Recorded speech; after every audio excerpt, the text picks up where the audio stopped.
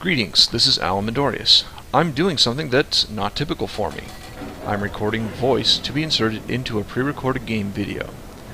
I'm doing this so I don't present a long, winding commentary that's distracted by tense moments in the game. Also, so I don't repeat myself as badly as I do normally. What am I going to talk about, you ask? Carrier gameplay. More specifically, the problem of the total mismatch with carriers that only have a one-tier difference between them.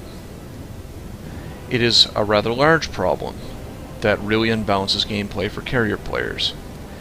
I uploaded a video last night with carrier gameplay.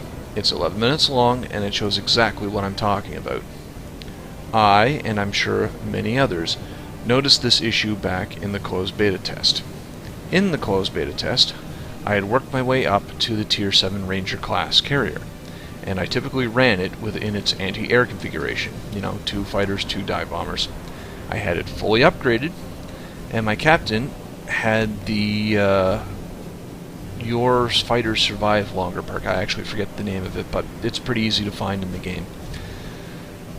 Solely running this configuration could sometimes bite me in the ass, because I had very little in the way of anti-ship capability, but my dive bombers were usually enough to screw up a destroyer trying to make a torpedo run on a friendly ship, and my fighters were good at disrupting torpedo attacks.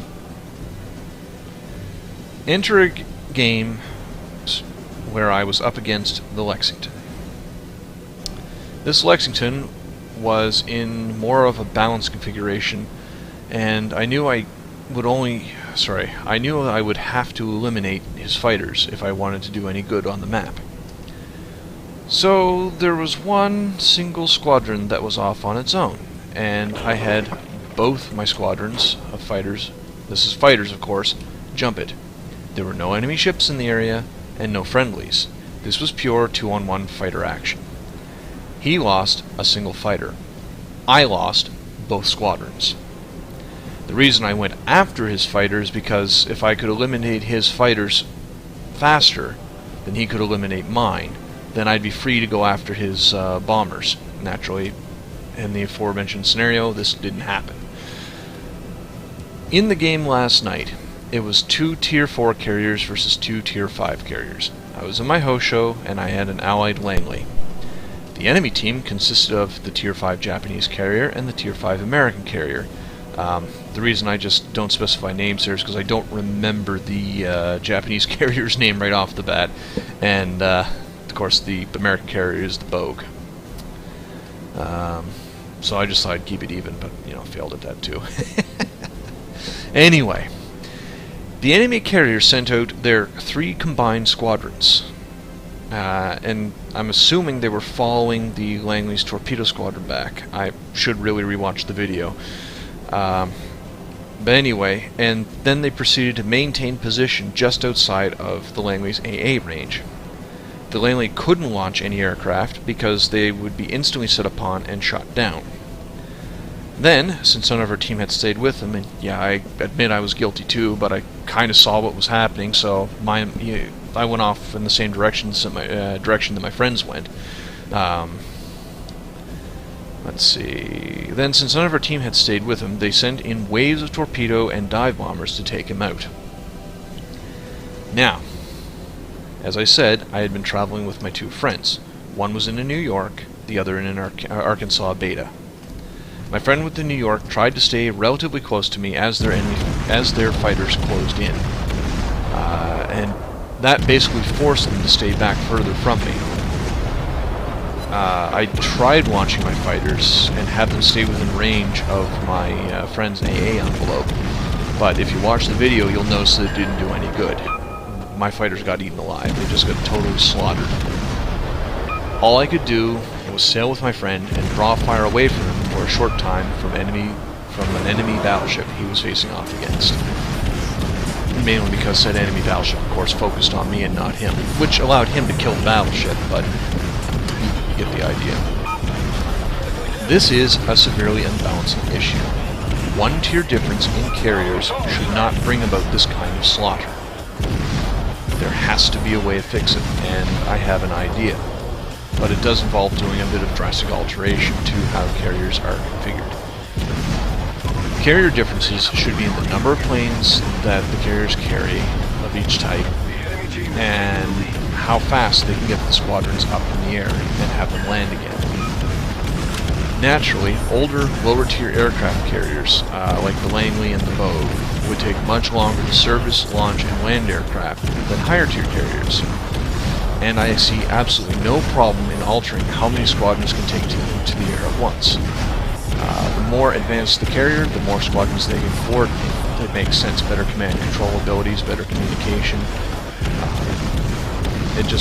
That part of it makes sense. But differences in the combat capabilities of aircraft, especially fighters, shouldn't be well. Okay, I should preface that by saying you shouldn't have torpedo bombers or dive bombers that can out-dogfight a fighter. That would be stupid. But at the same time, fighters should be comparable to one another. There shouldn't be such a vast difference that a lower tier carrier can't at least do something against a higher tier carrier.